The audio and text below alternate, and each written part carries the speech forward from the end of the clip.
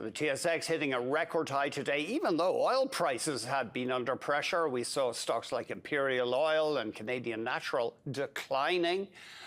There is oil down almost 7%, even though the US and Iran have been exchanging attacks. Our guest says that's an important factor the market is watching. Let's get more from Diana Avigdor, Portfolio Manager and Head of Trading at Barometer Capital Management. Diana, thanks very much. Who knew oil down today? Andrew, if I told you that there were two wars and tariffs, would you believe that markets are going to be up 52-week highs? I know. It's quite incredible, right? So sentiment, this is what's going on. Sentiment is at odds with market performance. Headline is at odds with market performance. Global equities, Europe is a stock 50 is up 20% year to date. Even the US is up to 2.5-3% year to date, and Canada making 52-week highs with oil right back to where it was when the Middle East pressures started. So not that many bulls out there, and yet markets are climbing walls of worry. We like to say that too much, but it truly is the case. Looking at the US market in particular and Canada, you think that a really strong catalyst for a move further upward may have to wait until earnings season, the next earnings season? Yeah, you know, with all the negative headlines that we've been getting, investors were kind of worried about earnings. And we had first quarter earnings, which came out fantastic. In the US, it was over 13% earning growth. So we're coming into another quarter of earnings. In the meantime, economic data has not fallen apart. So the economies are still chugging along. And expectations for earnings growth is quite subdued. It's sub 5% growth, which is really not a high bar to meet and beat, perhaps. You know, stocks and sectors that everybody thought were really going to fail in first quarter, like the tech sector and the Mag 7, everybody reported pretty decent earnings. So yeah, we're getting these geopolitical headlines, and you know, we're not selling off.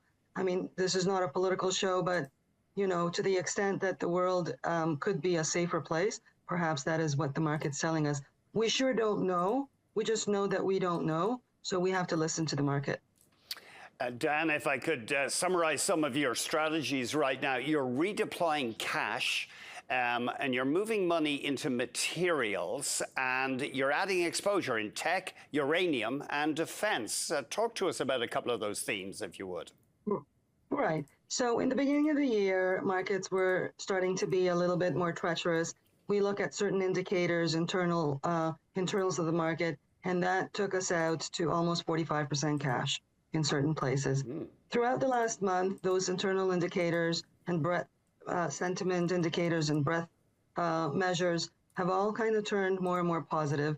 So we have been redeploying that cash. So we haven't gone down 20%. We haven't caught the bottom. We don't want the bottom. But we have redeployed that cash into materials because it does look like there is room for reflationary asset as well as a flight to safety. So that worked really, really well because we de-weighed when it went parabolic, and now we had room to replay some of our favorites. And technology too, we were pretty underweight all year. We have redeployed also in some of our favorites like NVIDIA, Lam Research. We still have Meta, Microsoft, and Uranium, Cameco. Honestly, it's been fantastic investment. They own a 49% stake in Westinghouse, a major player in the nuclear industry, and supply reactors, fuel, provides maintenance services. Well, you know the story there. So yeah, it's been very, very good to us.